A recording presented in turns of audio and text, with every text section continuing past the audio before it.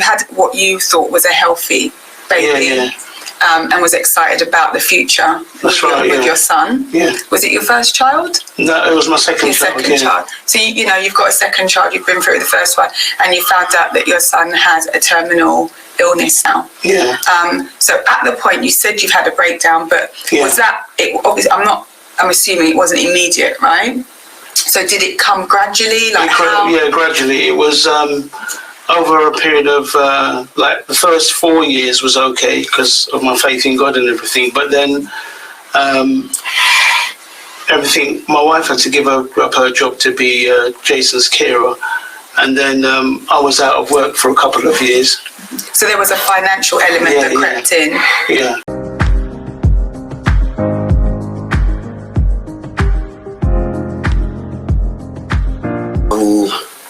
Beginning of 2017, I decided to go to the doctors just for a regular checkup, and gave my blood over. The doctor said to me, I asked him when would I get my results. He said the next week. I went back the next week, and he genuinely looked concerned. He said to me, "Look, I don't like what I'm seeing." And I actually sort of laughed it off. I said, "I'm not really worried, blah, And he looked at me really concerned, and he said, "Do me a favor, come back in 3 months' time." And I went back in 3 months' time, and he told me that my PSA, and for those that don't know what PSA is, that's prostate specific antigen. He said, "Look, your reading's gone up again, and I'm going to have to direct you to the hospital." So that was I'd never spent a day in hospital in my life, and that was a real shocker for me, But I'd gone back to work one evening. It was the 29th of October, 2017. 2 months after my operation, I was talking to a friend of mine, and my cousin's name kept on coming up. Like 5 seconds later, she kept on ringing. I thought the third time it happened, I said, "Nobody rings you 3 times without it being serious." So I terminated the call, called my cousin. She said, I said to her, "What's up?" She said, "Where are you?" I said, "I'm at home." She said, "Stay there, don't move." I said, "What do you mean, don't move?" And it went silent. And I said, "Is it one of my boys?" She said, "Yeah." So I went outside, and about 5 minutes later, she came running down the road, and I said, "What's up?" And she said, "It's Pookie." I goes, "What about him?" She goes, "He's dead."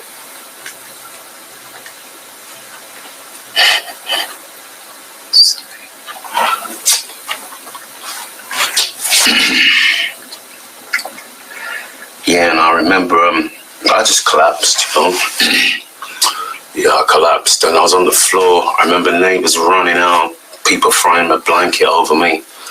I was trying to break away. A police officer came in a Range Rover. I found them really unsympathetic, to be honest with you. It's not like on TV where you see them standing up there with their helmets in their hands. All I heard this officer just shout at me saying, "There's no point you going up to Croydon.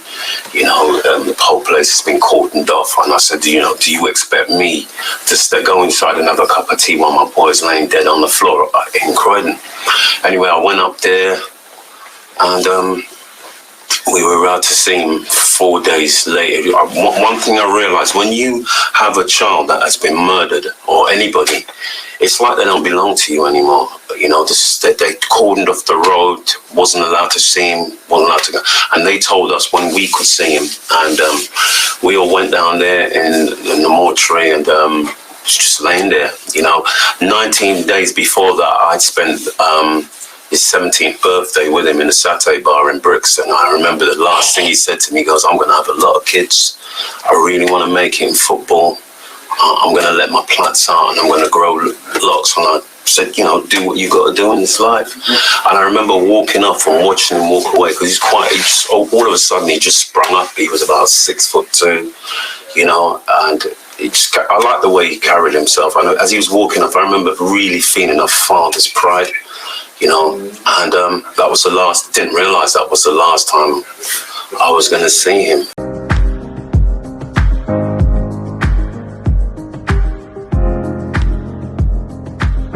Marvin Marvin, again, has a very emotional, interesting, unbelievable story that I would like to just let him give us a bit of an overview of his life. And I feel that, you know, that he has so much to offer for this session, this week's discussion, because his story really covers Tunde's, Ricky's, Sandra's, Basil's, Lee's. You know, it encompasses everything that we're here talking about today. So hi Marv, thank you for joining us. You're welcome, Deja. Evening, everybody. Evening, sir. So Marvin, just tell us your story in a kind of, you know, capsule, compressed way. Right, I was brought up in a dysfunctional family. My mum was very promiscuous. My dad was a road member. Basically, just to sort of break it down, my dad was a high-level drug importer. My mum was his good time chick. They had. Hold on. My dad was. Is that Marvin? Yeah.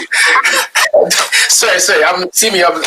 Yeah, come big on, up. No, I just realised it. I'm there looking at the screen. I'm like, hold on. Is that Marvin? What's going on, bro? You can't hear me. I'm looking at the screen. I'm seeing this guy like this, listening to everything that's going on. But this is what I'm talking about. Yeah. This is Marvin. Come on, talk the thing, Marvin. Come on. What is? I come from a mixed race family in a racist environment. I got brought up with racism. I was neglected. I was abused. Not sleep up physically. I was abandoned. Got fed every day. I chose to adopt the road as a family infrastructure because I got loved and sort of. Well, I never got loved. I got groomed into being a benefit to everybody in my environment. So I started crime very young. I started crime at 11, 12 years of age. I was out of school by the age of 13. I was on the ladder for crime, theft. I started from thieving and then quickly escalated from thieving to robbing to firearms. I had my first firearm at the age of 14. I was arrested for my first shooting at 18. I was in prison for most of my childhood. I made a significant impact in the prison system because I was black, but I wasn't accepted by all the blacks or all the whites because I was mixed race. So certain people had issues with my skin color tone. So I was fighting a never-ending battle to fit in. I fitted in by being extremely violent and more violent than most people in the environment we come from. I grew to harness that violence into a self-belief of confidence. I went through therapy as a kid and I didn't really want the therapy because I wanted to become the biggest, baddest villain in the country. I set off on a journey at 14 years of age to become the biggest, baddest villain in the country.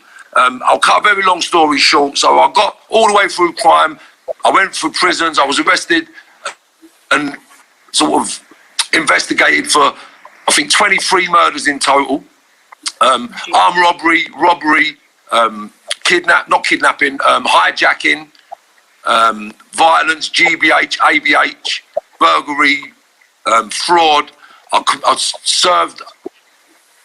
I spent 16 years literally in prison out of maybe a 33-year sentences over the span of my life. I was proud, and I'll honestly say I was proud of the criminal that I've become, right? I was literally living that life like you couldn't imagine. I'm embarrassed of the life that I led, but I lived it fully. I lived it real. I was that guy. I was the guy that everybody came to for guns, violence, drugs. I was that guy in North London, East London, West London, South London. So everywhere I've been, and everybody will know me from every compass of a city. Most cities in the country, I've visited committing crime. I made it over to Europe into the transportation industry of drugs. I was dealing in millions of pounds every week, every month.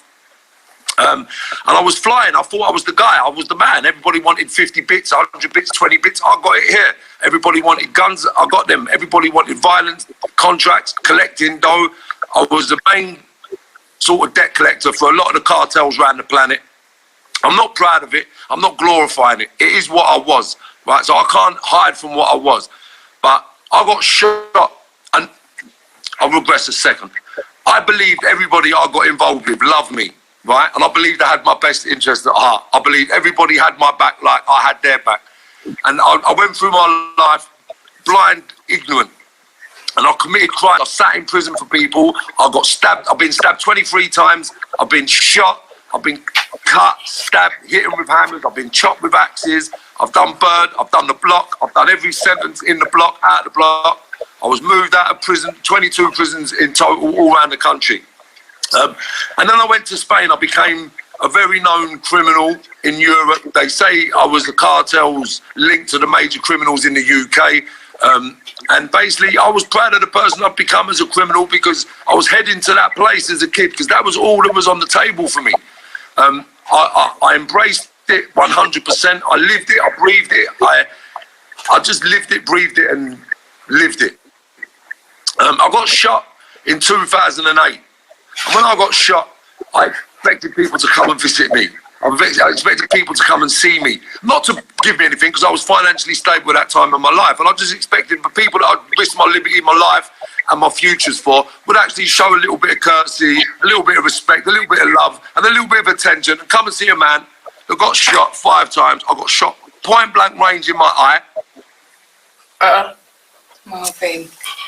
Sorry. I got shot point blank range in my eye. I got shot in my testicle. I got shot in my... once in my forehead, once in my eye, once in my arm, once in my groin, once in my leg. I'm in hospital getting told I'm never going to walk again. Right, so I'm never going to walk again. What am I going to do in my life? I thought my friends and my family, the boys off the road, my elders, everybody that I'd risked my liberty for, gone to prison for, I thought they would come and see me. Not one of them come, well, 5 of them come to see me who I grew up with. Now, Ricky mentioned earlier that his close friends from school was there, but the people off the road wasn't. And it was the same thing with me. The road never come to see me and it broke my heart. When it broke my heart, I decided then that I need to change. When I decided to change, I got into boxing. I got into boxing, I became the founding member of MTK Global. Yes. And then I started helping the youngsters make different choices. So I was getting them into the boxing through training. We incentivised the kids to do boxing by not paying for memberships, taking them on day trips and escalating. And then I got caught up because my residue of my past life caught up with me. I got arrested for 4 murders. I got extradited from Spain back to England in 2013. While I'm in prison, I'm looking at people on the landing, 50, 60 years of age, and I'm thinking, wow, this is where I'm going, you know. This is where I'm going. This is where it's going to end up. What am I doing in my life? So then I sort of realised that I'd got to the top of the ladder, and even at the top of the ladder, I have to risk my liberty every single day of my life for a price I couldn't put my finger on. I was prepared to stab, shoot and kill and go to prison forever. And then I had to ask myself, why? Why would I do that? So then I thought, I loved all these people. They don't love me. Why am I doing this? So then I made a conscious choice at that point in my life to turn my life around into applying the same commitment, the same drive and the same ambition into a legal product. Whatever legal product that was, I decided to get involved in it. I came back to England. I got exonerated from the crimes because I wasn't involved. When I got out, I started doing some intervention work with a company called the North Initiative. I'd done public speaking in the London School of Economics, and then I went to Downing Street, Houses of Lords, and I started engaging. So then I started realising that I've got a gift to help these youngsters because I wouldn't have listened to no one but Marvin Herbert when I was young. So what I decided to do was put my life into perspective so I could say to the youngsters, this is what you do. This is what I've done. This is how easy it is. Now, if you focus, I've spent 40 years trying to be a multi-millionaire on the road, right? I handled millions of pounds. I'm not going to deny that. But the profit I made was slim. I'm 40 years of age. I don't own my own properties, okay? So I'm looking at things from a perspective. I'm thinking, wow. But then I started working, started grafting, started building. Within 3 years of me turning my life around, I got to Downing Street. I started my own companies. I've got a recording studio, a record label. I've got a football academy. I've got my football academy is called Time Out Soccer. Time Out Soccer England and Time Out Soccer USA. The Time Out Soccer USA is Watford FC right now. So if you put in Marvin Herbert, Watford coaches, I come up. You talk about boxing, everyone knows about me in the boxing world. Tundi, you know how, right? So I'm listening to you, and I'm thinking to myself, oh no, so this is where he was when he was coming and watching me and Andy in the gym.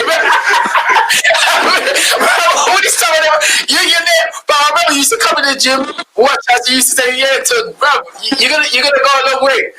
I never know your past. I'm kind of never know your past because I probably would have run out of the gym. but it's amazing. You know what you've done is truly inspiring.